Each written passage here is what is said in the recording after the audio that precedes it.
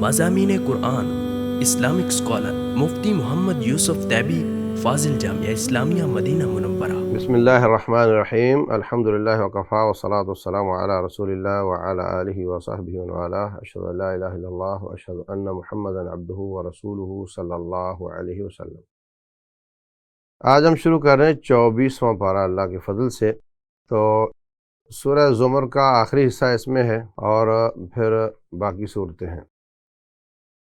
شروع میں اللہ تبارک و تعالیٰ فرماتے ہیں، اس سے زیادہ بڑا ظالم کون ہوگا جو اللہ پر جھوٹ باندھتا ہے اور سچی بات کی تکذیب کرتا ہے، ان کا ٹھکانہ آگ ہے۔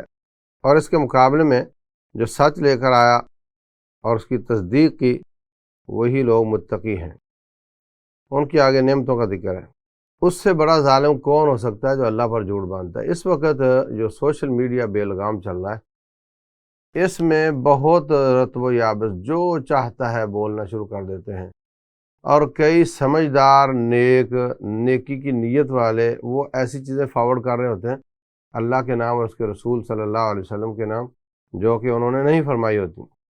رسول اللہ صلی اللہ علیہ وسلم فرماتے ہیں، الکذب علی لیس ککذب علی احد، مجھ پر جھوٹ باندھنا کسی عام آدمی پر جھوٹ باندھنے کی طرح نہیں ہے۔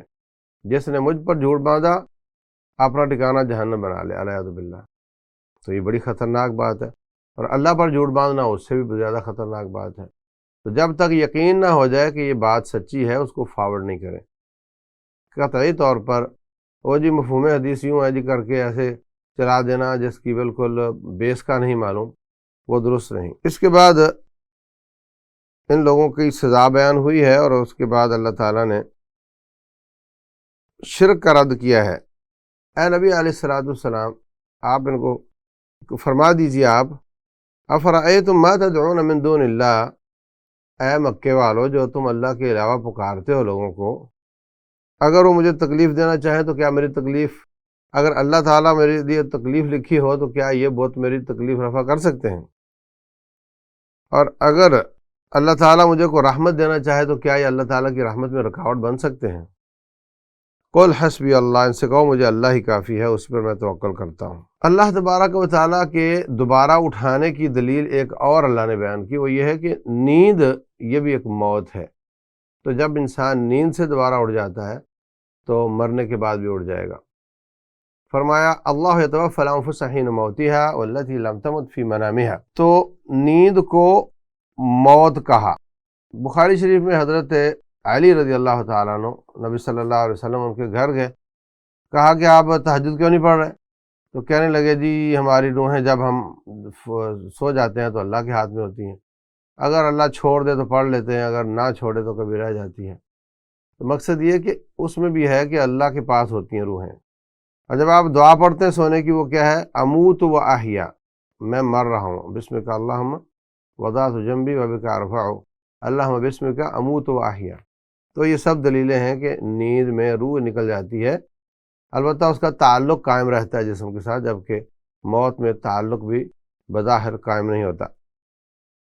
اس کے علاوہ مکے کے مشرکوں کی حالت بیان ہوئی ہے کہ جب ان کے سامنے اللہ وحدہ لا شریک کی بات کی جاتی ہے تو ان کے دل سکڑ جاتے ہیں، پریشان ہو جاتے ہیں، اور جب ان کو غیروں کی بات سنائی جائے اذا ہم یستبشرون، تو بڑے خوش ہوتے ہیں۔ تو یہ ان کی کیفیت ہے، جبکہ مومن توحید پر خوش ہوتا ہے اور شرک پر اس کا دل تنگ ہوتا ہے۔ تو بعض آ جاؤ، یہ شرک نہ کیا کرو۔ آپ سے پہلے سابقہ امتیں انہوں نے بھی ایسا ہی کیا تھا، اور ان کو اللہ تبارک و تعالیٰ نے تباہ کر دیا تھا۔ اللہ نعمت دیتا ہے تو کہتا ہے یہ تو میرے علم کی وجہ سے ہے، اور اللہ تعالیٰ کوئی رزق تنگ کر دے تو واویلا شروع کر دیتا ہے۔ ایسی ہی باتیں سابقہ قوموں نے بھی کی تھیں، اور ان کو اللہ تعالیٰ نے سزا دی تھی، اس لیے تم باز آ جاؤ۔ بلکہ اللہ تبارک و تعالیٰ فرماتے ہیں، یا عبادی الذین اسرفوا علی انفسہم لا تقنطوا من رحمت اللہ، اے میرے بندو جو اپنی جانوں پر ظلم کر بیٹھے ہو، نا امید نہ ہو، اللہ تو سارے گناہ معاف کر دیتا ہے، یعنی شرک بھی معاف کر دیتا ہے، کفر بھی۔ توبہ کیے بغیر مار جائے تو پھر شرک معاف نہیں ہوگا۔ ان اللہ لا یغفر ان یشرک بہ ویغفر ما دون ذلک لمن یشاء، اللہ تعالیٰ کی طرف رجوع کرو، اور جو تمہیں بتایا جاتا ہے اس کی احسن طریقے سے اس پر عمل کرو. اتبعوا احسن واتبعوا احسن ما انزل الیکم من ربکم، قبل اس کے کہ حسرتوں کے سوا کچھ باقی نہ رہے، قبل اس کے کہ عذاب آ جائے اور تمہیں پتہ بھی نہ چلے، قبل اس کے کہ کوئی جان کہے کہ کاش میں نے اللہ کی جناب میں یہ زیادتی نہ کی ہوتی، قبل اس کے کہ کوئی کہے اگر اللہ نے مجھے ہدایت دی ہوتی تو میں متقی ہوتا، یا یہ کہے کہ کاش مجھے واپس کر دیا جائے تو میں متقی بن جاؤں. تو اب موقع ہے، اب رب الجلال کی بات مانو، رسول کی بات مانو اور طاعت کرو، مسلمان ہو جاؤ. آیت نمبر 65 ہے، کہا کہ ہم نے آپ کی طرف وحی کی اے نبی صلی اللہ علیہ وسلم، اور آپ سے پہلے تمام انبیاء کی طرف وحی کی، لَإِنْ أَشْرَكْتَ لَيَحْبَطَنَّ عَمَلُكَ، اگر آپ نے شرک کیا تو آپ کے سارے عمل ضائع ہو جائیں گے. شرک دو طرح کا ہوتا ہے، ایک ہے کہ عبادت اللہ واسطے کی مگر بیچ میں نیت خراب ہو گئی، اس کو ریا کہتے ہیں. اس سے صرف وہ عمل ضائع ہوتا ہے جس میں ریاکاری آ جائے، اور اگر دوران عمل وہ اپنی نیت بھی سیدھی کر لے، مثلاً تلاوت کر رہا ہے تو اللہ واسطے کر رہا ہے، تو نیت میں آ گیا کہ یہ لوگ کہیں گے کیا خوب آواز ہے، اور وہ خود ہی اندر اپنے دل کو سمجھاتا ہے کہ ایسا کچھ نہیں ہے. نبی صلی اللہ علیہ وسلم نے حکم دیا ہے کہ اچھی آواز کے ساتھ قرآن پڑھنا ہے، تو میں اس پر عمل کر رہا ہوں، میں لوگوں کے لیے کر نہیں رہا. تو جب نیت سیدھی ہوگی تو وہ عمل بچ جاتا ہے، نہ سیدھی ہو تو وہ عمل ضائع ہو جاتا ہے، مگر باقی اعمال بچ جاتے ہیں. لیکن اگر عبادت ہی کسی اور کے لیے کی گئی ہو، یہ 11 گلاس فلاں کے لیے ہیں، یہ بکرا فلاں کے لیے ہے، یہ فلاں کے لیے، کوئی ایک عبادت اللہ کو چھوڑ کر کسی اور کی کر لی جائے تو ساری کی ساری عبادات ضائع ہو جاتی ہیں. فرمایا لَإِنْ أَشْرَكْتَ لَيَحْبَطَنَّ عَمَلُكَ، کیونکہ یہ شرک اکبر ہے، العیاذ باللہ. اللہ تبارک و تعالیٰ کی تم نے قدر نہیں کی اور اس کے ساتھ شریک ٹھہراتے ہو. ساری زمینیں اور آسمان اللہ کے ہاتھ میں ہوں گے، قبضتہ یوم القیامہ، اور اللہ تبارک و تعالیٰ فرمائے گا کون ہے بادشاہ، لمن الملک اليوم، آج بادشاہی کس کی ہے، کوئی جواب نہیں دے گا. خود ہی فرمائے گا للہ الواحد القہار. اتنی بڑی عظیم ذات، اتنی کبریائی والی ذات، عظمت والی، بزرگی والی ذات، اور تم اس کے مقابلے میں کمزور انسانوں کو معبود بناتے ہو. اللہ اکبر. اس کے بعد وہ آیات ہیں جن کی وجہ سے سورت کا نام زمر ہے. یہ آیت نمبر 71 سے لے کر آخر تک 75 تک. زمرہ تو میں نے بتایا تھا، اس کا معنی گروہ ہوتے ہیں. تو کافروں کو جہنم کی طرف گروہ در گروہ بھیجا جائے گا، اور جب وہاں جائیں گے فرشتے کہیں گے آ گئے ہو تمہارے پاس رسول نہیں آئے تھے سمجھانے کے لیے؟ وہ کہیں گے جی آئے تو تھے لیکن ہم بدبخت ہو گئے. پھر جنتی بھی گروہ در گروہ جائیں گے تو فرشتے ان کو سلام کہیں گے، سلوٹ کریں گے. وہ کہیں گے یا اللہ تیرا شکر ہے تو نے اپنا کیا ہوا وعدہ ہمارے ساتھ نبھا دیا ہے. اس کے بعد سورت مومن ہے. تو سورہ مومن کو سورہ غافر بھی کہتے ہیں، عربی قرآن میں اس کو غافر کہیں گے، یہاں پہ اس کو مومن کہتے ہیں. اس میں ایک موسیٰ علیہ السلام کی قوم کے مومن کا ذکر ہے، تو اس وجہ سے اس کو مومن کہتے ہیں. شروع میں اللہ تبارک و تعالیٰ کی صفات بیان ہوئی ہیں. اللہ تبارک و تعالیٰ کے قرآن، یہ قرآن اللہ کی طرف سے ہے جو بہت گناہ معاف کرنے والا اور توبہ قبول کرنے والا ہے. تو اس کے بعد اللہ تعالیٰ نے سابقہ قوموں کا تھوڑا سا مختصر ذکر کیا ہے. کذبت قبلہم قوم نوح والاحزاب من بعدہم، اور سابقہ امتوں نے اپنی نبیوں کو جھٹلایا تھا، اور فکیف کان عقاب، ہے میرا عذاب کیسے آیا تھا ان پر. اللہ تعالیٰ سے معافی مانگو اور شرک سے توبہ کرو تو آپ کے لیے اللہ کے فرشتے بھی دعائیں کریں گے. وہ لوگ جو اللہ کے عرش کو اٹھانے والے ہیں اور عرش کے گرد فرشتے ہیں، وہ اللہ کی تسبیحیں بیان کرتے ہیں اور اللہ پر ایمان لاتے ہیں اور مومنوں کے لیے دعائیں کرتے ہیں. اگر مومنوں کی ان کی دعاؤں کا مستحق بننا ہے تو شرک چھوڑ دو. کہتے ہیں یا اللہ تو تیری رحمت ہر چیز سے وسیع ہے، جنہوں نے توبہ کر لی، جنہوں نے تیرا راستہ اختیار کیا، ان کو معاف کر دے، ان کو عذاب سے بچا لے، ان کو جنتوں میں داخل کر دے اور ان کو ہر قسم کی پریشانی سے دور کر دے. اللہ اکبر. تو یہ دعائیں فرشتوں کی جو عرش کے گرد ہیں، تو بھلا اللہ تعالیٰ کیوں نہیں قبول کرے گا ان کی دعائیں؟ کہ مومنوں کے حق میں ہیں. لیکن جو باز نہیں آتے ان کے لیے پھر سزا ہی سزا ہے. پھر ان کا ایک وہی جو پہلے خصلت بیان ہوئی تھی پچھلی صورت میں کہ اذا دعی اللہ وحدہ کفرتم وان یشرک بہ تؤمنوا، جب اللہ کے ساتھ اللہ کو ایک کو پکارا جاتا تھا تو تم انکار کر دیتے تھے، اور جب اللہ کے ساتھ شرک کیا جاتا تو تم بڑے خوش ہوتے تھے، ایمان لاتے تھے۔ اس وجہ سے آج تمہیں عذاب ہو رہا ہے، العیاذ باللہ۔ اس کے بعد ملی جلی آیات ہیں کہ جن میں اللہ تعالیٰ نے وہی بات جو میں نے پہلے عرض کر دی تھی کہ اللہ تعالیٰ قیامت والے دن پوچھے گا کہ آج بادشاہی کس کی ہے، اور سزا اور جزا کی کچھ باتیں ہیں۔ اس کے بعد اللہ تعالیٰ فرماتے ہیں آیت نمبر 23 میں، ہم نے موسیٰ علیہ السلام کو بھیجا فرعون کی طرف اور حامان اور قارون کی طرف، تو کہنے لگے یہ تو جادوگر ہے اور ان کے بچوں کو قتل کرو ان کے، اور فرعون تو کہنے لگا مجھے چھوڑو، میں موسیٰ کو ہی قتل کر دیتا ہوں، مجھے خطرہ ہے تمہارا دین نہ تبدیل کر دے۔ تو ایک مومن آدمی ان کی قوم سے وہ کہنے لگا، وہ ایمان چھپا رہا تھا، ظاہر یہ کر رہا تھا کہ میں کافر ہوں مگر اندر سے وہ مومن تھا، کہنے لگا ایسے شخص کو کیوں قتل کرتے ہو جو کہتا ہے میرا رب اللہ ہے اور تمہارے پاس دلائل بھی لے کر آیا ہے؟ اگر جھوٹا ہے تو تمہیں کیا، اس کا جھوٹ وہ جانے، اس کا رب جانے، اور اگر وہ سچا ہے تو پھر اس کی نافرمانی پر تمہیں عذاب آ سکتا ہے، باز آ جاؤ۔ تو یہ جو اس کی نصیحتیں ہیں یہ 28 سے 45 نمبر آیت تک ہیں۔ اے میری قوم، آج تمہارے پاس بادشاہی ہے اور تمہیں سمجھ نہیں آ رہی، ایک وقت آئے گا بادشاہی تمہاری ختم ہو جائے گی، تو پھر تمہاری مدد کون کرے گا؟ بلکہ وہ کہتا ہے ہماری مدد کون کرے گا، کیونکہ وہ باور کروا رہا ہے کہ وہ ان میں سے ہے۔ او میری قوم، مجھے خطرہ ہے کہ جیسے نوح اور عاد اور ثمود اور یہ سابقہ قوموں کے ساتھ ہوا تھا، یہی حال تمہارا نہ ہو۔ تمہارے پاس پہلے یوسف علیہ السلام آئے تھے اور تم اس میں شک کرتے رہے یہاں تک کہ وہ چلے گئے دنیا سے، اب تم کہتے ہو جی ان جیسا کوئی نبی نہیں آ سکتا، تو تم جانے کے بعد قدر کرتے ہو، ان کے ہوتے ہوئے قدر کیوں نہیں کرتے ہو؟ فرعون کہتا ہے حامان اپنے وزیر کو، مجھے کوئی اونچی سی بلڈنگ بنا کر دے، میں اوپر چڑھ کر دیکھتا ہوں کہ موسیٰ کا رب ہے بھی یا نہیں۔ تو فرعون کا تصور بھی یہی تھا کہ رب اوپر ہوتا ہے۔ آج کل جو ہمارے مسلمان ہیں ان کا تصور ہے کہ رب اوپر نہیں ہے۔ عوام کو تو خیر ان عقائد کا پتہ نہیں، لیکن جو ان کے مولوی ہیں ان کا عقیدہ یہی ہے کہ اللہ اوپر نہیں ہے۔ اس کے میں وقتاً فوقتاً دلائل دیتا رہا ہوں۔ اللہ اکبر۔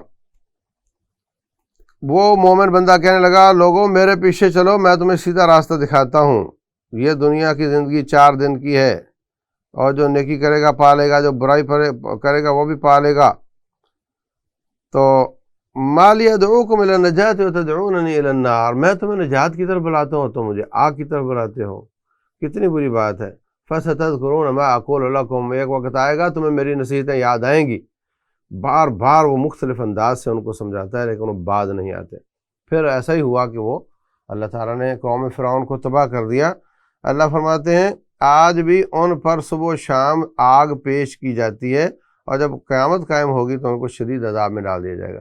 جیسے ایک حوالات ہوتے ہیں نا کہ ایک آدمی پکڑا گیا اس پر جرم ہے، تو حوالات میں ظاہر سی بات ہے گھر والا ماحول تو نہیں ہوتا، تکلیف تو ہوتی ہے، پھر جب فیصلہ ہو جاتا ہے تو پھر اس کو اصل سزا دے دی جاتی ہے۔ تو یہ جو برزخ کا معاملہ ہے، مرنے سے لے کر دوبارہ اٹھنے تک، یہ حوالات کی طرح کا ہے، لیکن اس میں بھی چونکہ اللہ کو تو علم ہے کہ اس کا فیصلہ ہونا کیا ہے، تو اس حساب سے ہی اگر نیک ہے تو کچھ نہ کچھ اس کو ٹھنڈی ہوائیں آتی ہیں، برا ہے تو اس کو کچھ نہ کچھ گرم ہوائیں دھواں آتا ہے، اور اٹھنے کے بعد پھر حساب ہوگا، اور حساب کے بعد پھر اصلی ٹھکانے پر پہنچا دیا جائے گا۔ تو یہ جو آیت ہے کہ آج بھی فرعون پر آگ پیش کی جاتی ہے، آیت نمبر یہ 46 ہے، تو اس سے ثابت ہوتا ہے عذاب قبر۔ اچھا ایک بات بتاتا چلوں کہ یہ جو فرعون کی ممیاں ہیں وہاں پر، اور کہا جاتا ہے کہ یہ وہ فرعون ہے جو موسیٰ علیہ السلام کے مقابلے میں آیا تھا، یہ بات مشکوک ہے۔ یہ بات درست ہے کہ وہ فرعون ہوں گے، اور یہ بات بھی درست ہے کہ وہ بادشاہ تھے اور ایسے ان کو وہ کر لیا جاتا تھا، لیکن یہ کہ یہ موسیٰ علیہ السلام کے مقابلے والا فرعون ہے یہ بات یقینی نہیں۔ تمام تاریخ داں لکھتے ہیں کہ جناب اس کے مرنے سے کوئی 350 سال بعد ایک نعش ملی وہ سمندر کنارے سے، اس کو انہوں نے محفوظ کر کے فرعون قرار دے دیا۔ اور جہاں تک اس آیت کا تعلق ہے الیوم ننجیک ببدنک لتکون لمن خلفک آیہ، جاؤ جا کر تفاسیر دیکھ لو، اس کا معنی یہ ہے کہ آج ہم تیری لاش کو اونچی جگہ پر پھینک دیں گے، ننجیک اے نجعلک فی نجوۃ من الارض، وہاں اونچی جگہ پر پھینک دیں گے تاکہ لوگوں کو یقین ہو جائے کہ فرعون مر گیا۔ بعد میں 300 سال بعد والوں کو تو پتہ ہی نہیں اصل فرعون کی شکل کیا تھی، تو ان کو کیا یقین ہونا ہے؟ جن کو ہونا تھا ان کو ہو گیا، اس کے بعد اس کی نعش زیادہ توقع یہ ہے کہ ختم ہو گئی تھی اور دب گئی تھی کہیں، یا انہوں نے دبا دی ہوگی، لیکن یہ کہنا کہ یہ سیم ہے یہ مشکوک بات ہے۔ اس کے بعد اللہ تعالیٰ نے یہ جہنمیوں کے آپس میں لڑائی کرنے کا تذکرہ دوبارہ کیا ہے۔ وَإِذْ يَتَحَاجُّونَ فِي النَّارِ فَيَقُولُ الضُّعَفَاءُ لِلَّذِينَ اسْتَكْبَرُوا، جو مرید ہیں وہ پیروں سے کہیں گے ہم تمہارے پیچھے پیچھے تھے، تو آج ہمارا عذاب تھوڑا کم کروا سکو گے؟ وہ کہیں گے ہم سب اسی میں پکڑے ہوئے ہیں، ہم کیسے آپ کا عذاب کم کروا سکتے ہیں؟ پھر وہ جہنم کے داروغے سے کہیں گے کہ اللہ سے کہہ دو تھوڑا کم کر دے، لیکن کوئی ان کی دعا، ان کی پکار نہیں سنے گا۔ اللہ المستعان۔ اس کے بعد اللہ تعالیٰ فرماتے ہیں آج ہمیں پکارو تو ہم سنیں گے، اس وقت نہیں۔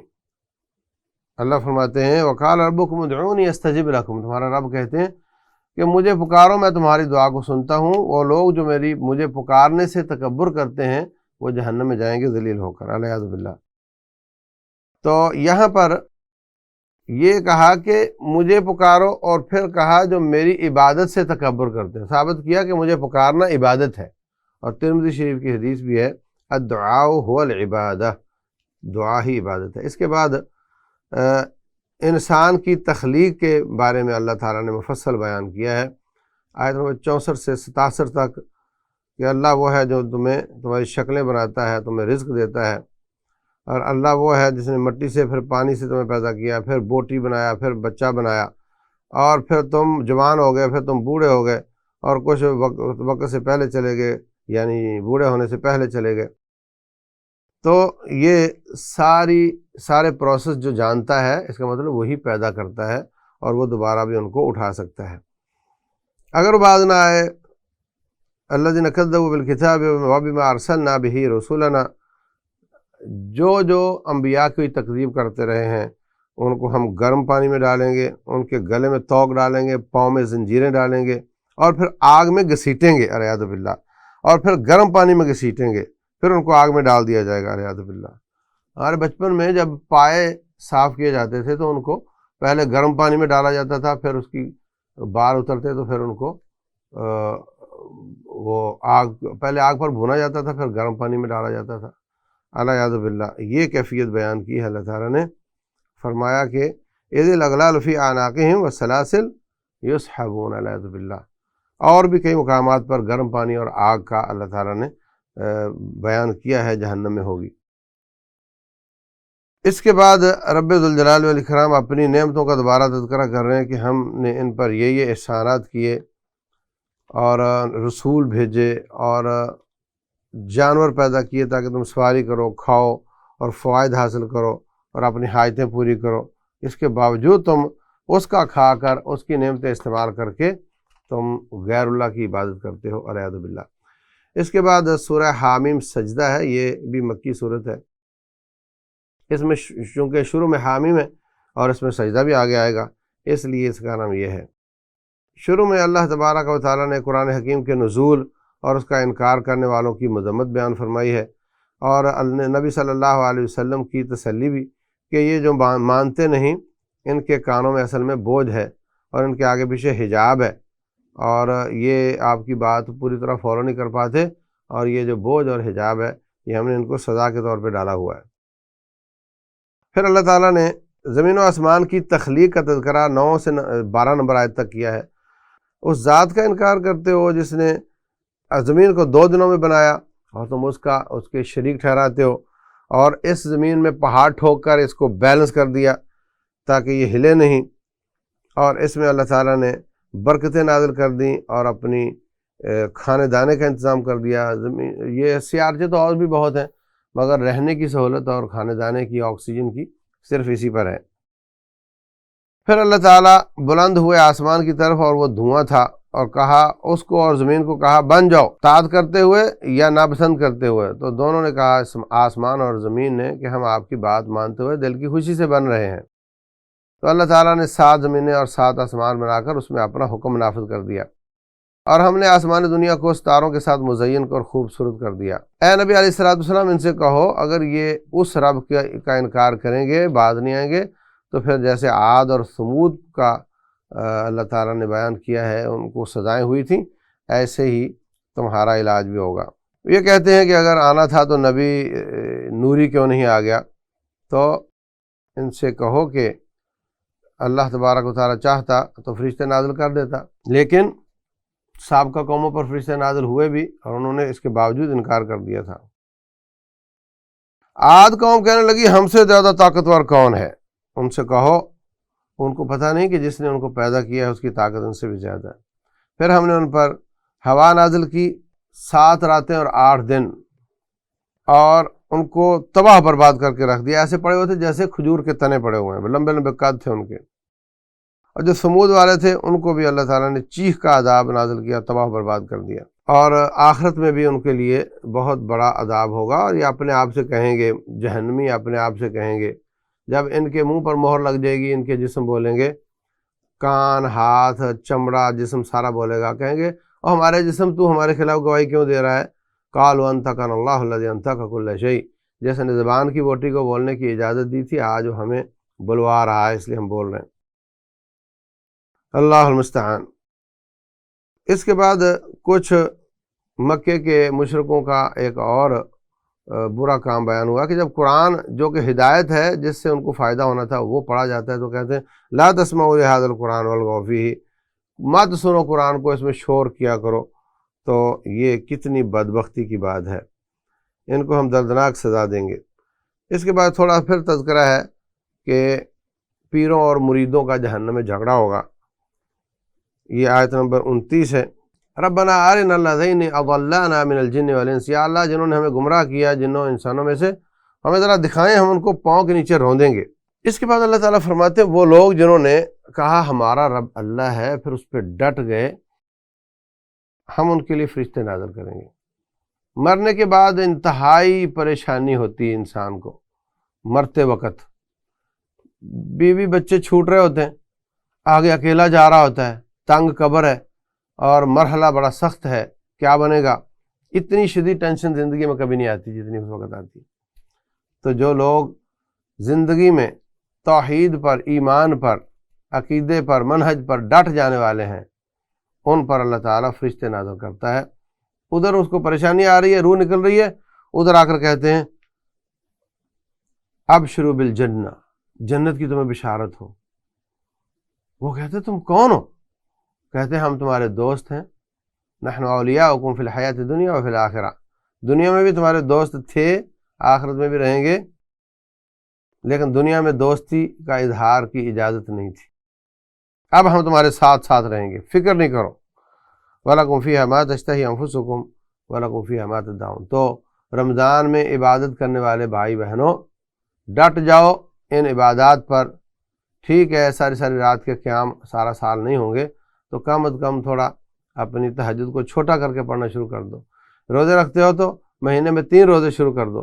ذکر اذکار کرتے ہو تو کچھ نہ کچھ اس کو اگلے 11 مہینوں کے لیے عادت کو جاری رکھو، اور صدقہ ہے تو ہر روز تھوڑا تھوڑا صدقے کی عادت ڈالو۔ تو جو شخص اپنی عبادت پر، اللہ کے ساتھ ایمان پر ڈٹ جاتا ہے، اس کو اللہ موت کے وقت فرشتے نازل کر کے تسلیاں دیتا ہے، اور یہ بہت بڑی نعمت ہے اللہ تعالیٰ کی۔ اس کے بعد دعوت اللہ کی فضیلت بیان ہوئی ہے۔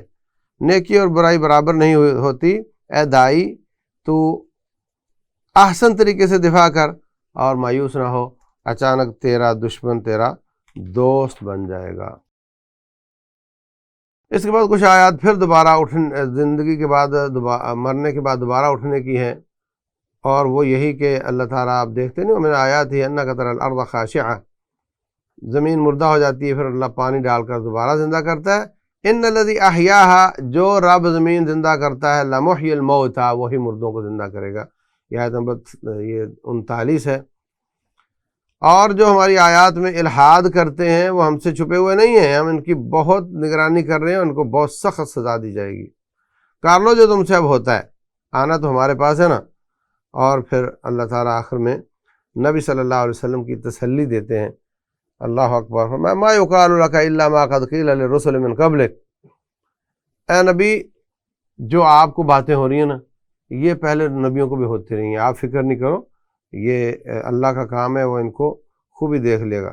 یہ کہتے ہیں جناب وَلَوْ جَعَلْنَاهُ قُرْآنًا أَعْجَمِيًّا لَقَالُوا لَوْلَا فُصِّلَتْ آيَاتُهُ، اگر ہم قرآن کو عجمی زبان میں نازل کرتے تو پھر یہ پریشان ہوتے، اب عربی میں آیا تو پھر بھی انکار ہی کر رہے ہیں۔ تو حقیقت میں اللہ تعالیٰ نے ان سے نیکی کی توفیق چھین لی ہے، آپ پریشان نہ ہوا کریں۔ الیہ یرد علم الساعہ وما تخرج من ثمرات من اکمامها، اللہ تعالیٰ کے علم کا تذکرہ ہے کہ قیامت کا علم بھی اس کے پاس ہے، اور تمام چیزوں کا علم بھی، اور جس بھی جاندار کے پاس جو حمل ہے وہ کتنا ہے اور کب اس کو وضع کرے گی، اور یہ سب چیزوں کا علم میرے رب ذوالجلال کے پاس ہے۔ دو مثالیں بیان کی ہیں، ایک یہ انسان کی بری خصلت کہ جب لا يسأم الانسان من دعاء الخیر وإن مسه الشر فیئوس قنوط، جب میٹھا میٹھا رہتا ہے، ہر چیز ٹھیک ہے، بچے بھی ٹھیک ہیں، مال بھی آ رہا ہے، تو جناب بڑا اللہ پر ایمان ہے اس کا، اور جب تھوڑی سی تکلیف آتی ہے تو مایوسیاں ظاہر کرنے شروع کر دیتا ہے، شکایتیں شروع کر دیتا ہے، اور جب اللہ تعالیٰ آسودگی دیتا ہے تو پھر اللہ کا انکار شروع کر دیتا ہے۔ اور دوسری مثال میں اللہ تعالیٰ فرماتے ہیں سنریہم آیاتنا فی الآفاق وفی انفسہم حتی یتبین لہم انہ الحق، تو اذا مسہ الشر فذو دعاء عریض، یہاں بھی کہ جب تکلیف آتی ہے تو لمبی لمبی دعائیں کرتا ہے۔ وَإِذَا أَنْعَمْنَا عَلَى الْإِنسَانِ أَعْرَضَ وَنَأَىٰ بِجَانِبِهِ، اور جب ہم انعام کرتے ہیں اس پر تو منہ پھیر لیتا ہے، یہ اس کی بڑی بری بات ہے۔ انسان کو ہر حالت میں رب کا شکر ادا کرنا چاہیے۔ رسول اللہ صلی اللہ علیہ وسلم فرماتے ہیں تعرف علی اللہ فی الرخاء یعرفک فی الشدہ، اللہ تعالیٰ کے ساتھ علیق سلیق رکھو، تعارف رکھو، دوستی رکھو آسودگی اور اچھے دنوں میں، تاکہ وہ برے دنوں میں آپ کا ساتھ دے اور آپ کو پہچان لے۔ واللہ اعلم، وصلی اللہ وسلم وبارک علی نبینا محمد۔